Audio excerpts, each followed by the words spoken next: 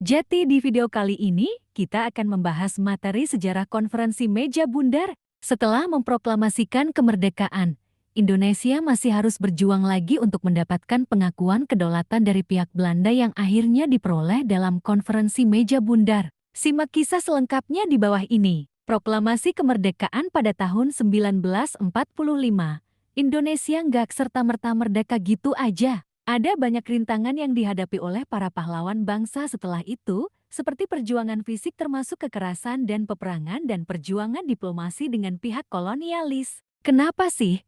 Kok udah proklamasi? Nah, lo masih ingat kan waktu Jepang kalah dari sekutu di Perang Dunia Kedua akibat pengeboman di Hiroshima dan Nagasaki? Momen itu dimanfaatkan oleh Indonesia untuk memproklamasikan kemerdekaan pada 17 Agustus tahun 1945. Tapi, kemudian Belanda datang lagi ke Indonesia dengan membonceng sekutu dan ingin kembali menguasai wilayah Indonesia. Bangsa Indonesia nggak mau dong kalau ada penjajahan lagi. Orang jelas-jelas kita udah memproklamasikan kemerdekaan. Sebisa mungkin bangsa Indonesia mempertahankan kemerdekaan itu dan meminta pihak kolonialis mengakuinya. Akhirnya, terjadilah perlawanan dari pihak Indonesia terhadap Belanda dengan adanya rangkaian perang dan berbagai perundingan yang pada akhirnya mencapai kesepakatan dalam konferensi meja bundar. Apa itu konferensi meja bundar? Nah, ujung perjuangan bangsa Indonesia pasca proklamasi kemerdekaan adalah diadakannya konferensi meja bundar atau KOMMI pada tahun 1949. Konferensi meja bundar berlangsung di kota Rieterzaal, Den Haag, Belanda. Mungkin Elo juga pernah lihat kalau tempat konferensi meja bundar ini memiliki nama lain, yakni The Hague. Konferensi ini enggak diadakan dalam sehari.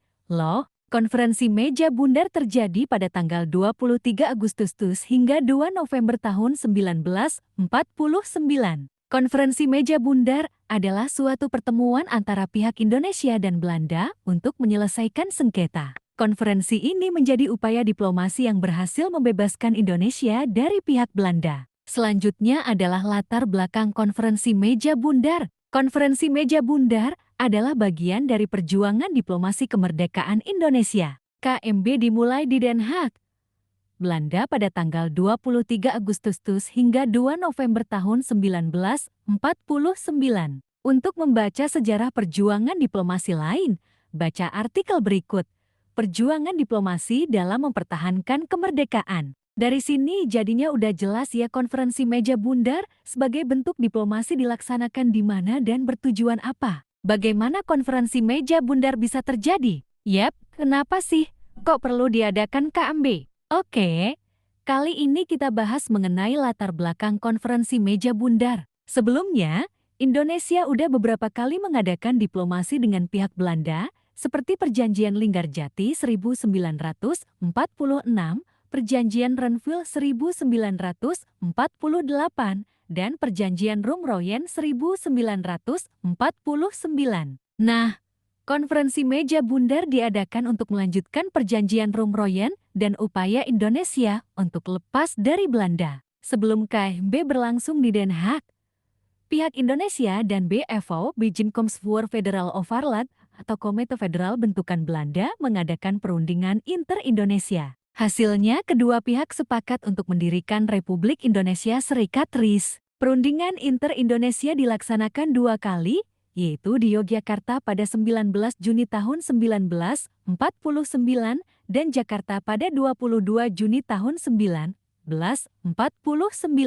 Untuk menghadapi KMB, Indonesia menyiapkan delegasinya, loh. Oke, jadi jelas ya kalau konferensi meja bundar diadakan sesuai dengan hasil perundingan Rumroyen. Siapa aja sih delegasi Indonesia dalam KMB? Dalam KMB, delegasinya nggak hanya dari Indonesia dan Belanda aja, guys. Ada beberapa delegasi dari berbagai kategori, yaitu Indonesia, BFO, Belanda, dan diawasi oleh UNCI United Nations Commission for Indonesia. Indonesia, Ders, Muhammad Hatta, Nir, Moh, Rum, Prof, Dr. Mr. Supomo, Dr. G. Limena, Mr. Elai Sastromitojo, Il. Juanda, Dr. Sukiman, Mr. Suyono Hadinoto, Dr. Sumitro Jojo Hadikusumo, Mr. Abdul Karim Pringgodigdo, Tinggi, B. Simatupang, dan Mr. Sumardi, BFO.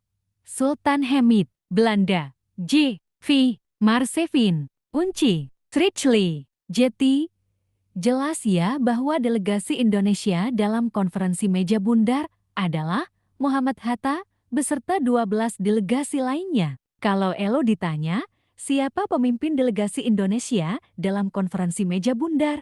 Jawabannya udah jelas ya, Ders, Muhammad Hatta. Paham ya sampai sini? Bagaimana hasil dari KMB? Keempat delegasi KMB tersebut mendiskusikan bagaimana caranya mereka bisa membentuk negara Republik Indonesia Serikat RIS Indonesia dan BFO. Selain itu, dalam KMB juga dibahas mengenai ketatanegaraan, keuangan, dan militer. Berhubung KMB ini merupakan suatu rangkaian, jadi nggak mungkin kan kalau bahasanya hanya itu. Yap, ada lagi nih pembahasan di KMB, yaitu mengenai kerjasama Uni Indonesia-Belanda. Jadi, Indonesia akan dijadikan sebagai negara serikatnya Belanda. Selain itu, Indonesia juga diminta untuk membayar utang-utang pemerintah Hindia Belanda sejak ke 1942.